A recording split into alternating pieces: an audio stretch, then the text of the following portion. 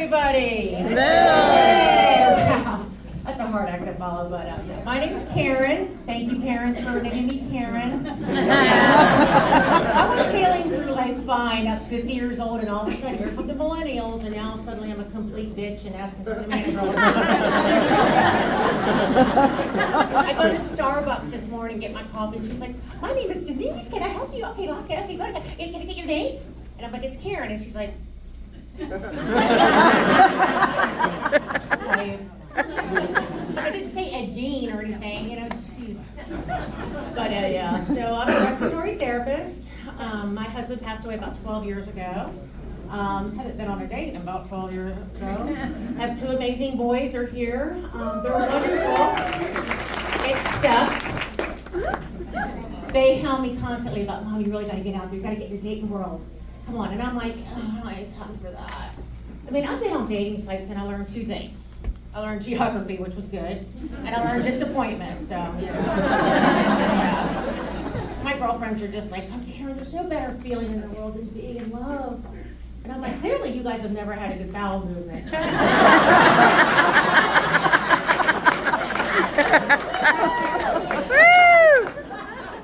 And those same girlfriends are like, "Karen, you really need to get laid, right? You need to just get out there and just do it, and it's just like riding a bike." And I'm like, "Oh, really? You want to hear about my bike?" Okay, this is my bike we're talking about. It's a toddler tricycle with training wheels. I have a play school helmet on, and that's play school with the K. You know what I'm talking about. I got a big old basket on that tricycle filled with my Spanx removal kit. And big old thing of lube. For the chains, not me. Y'all ask me. I just apologize. But anyway, so my family's interesting. My dad came from a family of 8 kids, and they were so poor. He has to remind us all the time how poor they were. They had to actually draw names out of a bucket for Christmas every year on which kid would get the toy that year. I know. But I was thinking, you know what? It's a good thing my dad was a boy, because he's got something to play with all the time. Am I right, guys? And this one's a lie. I know he was lying, but he said that sometimes they were so poor they had to eat their toenail clippings for dinner. He's lying. But anyway, my dad was an identical twin. That was really fun. When I was 5 years old and met Uncle Joe, I'm like, "Are you shitting me right now? There's 2 of them." Right? I thought someone put bath salts in my Capri Sun, I swear. And then my Uncle Joe, he had a wife, Aunt Janet, and she was completely cross-eyed, like legally blind, completely blind.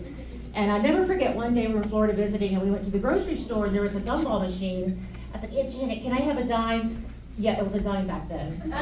For a gumball. And she's like, "Sure, honey." And she goes and looks for the dime, and she gets the dime. Well, she drops it on the ground. Oh. What happens next, I kid you not, she reached down and picked up 2 nipples. I was like, that's some David Blaine shit right there.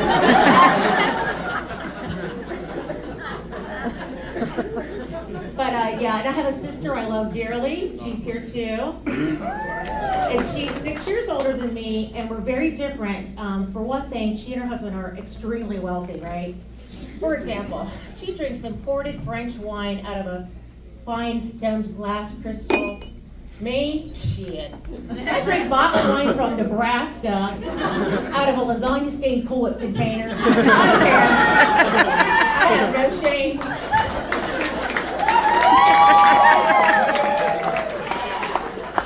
No, I love box wine. I call it Carbonate.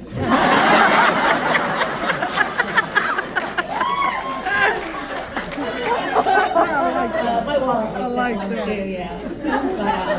But anyway, so I will tell you though, I did go date a guy after my husband passed away. Nicest guy ever. And he would take the shirt off of my back to give it to you if you needed it. So nice, but this is so shallow, but he was so ugly. He had this tooth protruding out of his gum like a megalodon shark tooth thing. I'm thinking, bro, man, you're 60 years old. You never thought about getting it removed or having it sandblasted down a little bit? But anyway, so nice though, right? I mean, he'd lean in for a kiss and all I can hear is a Jaws theme music.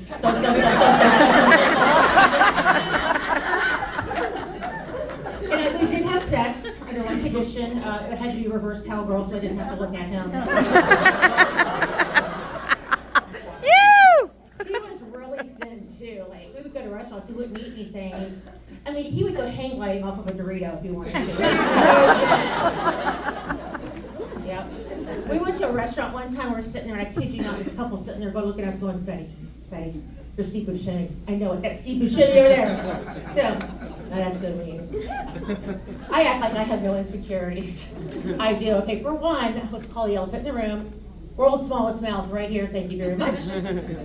When God made me, I feel like He did this over. He sat me down, and He's like, "Okay, well, create your mouth." No, be still. Be still.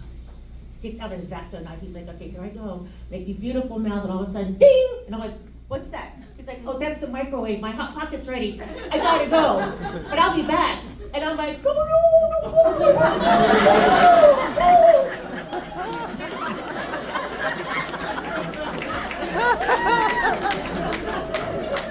And he doesn't come back because he's like curing miracles and making double rainbows and shit. So anyway, yeah. So another thing I had, when I have so much hair, when my parents never cursed in their whole entire lives, but when I was born, they were like, "Damn, girl." I looked like one of those troll dolls. Remember those? Yeah. I went through so many hair dryers. My parents were like, "Screw it, just get her a leaf blower." Call it a day. Yeah. Anyway. Yeah, so anyway, when I got puberty, got hair down there too. My Barbara Bush was born looking like ZZ Top. So I went into the spa to get it waxed, right? And I don't know, 2 hours later, she was halfway done, and she pulled a hamstring and walked out. I'm like, "You're not done." So you know what I did? I went to the manager.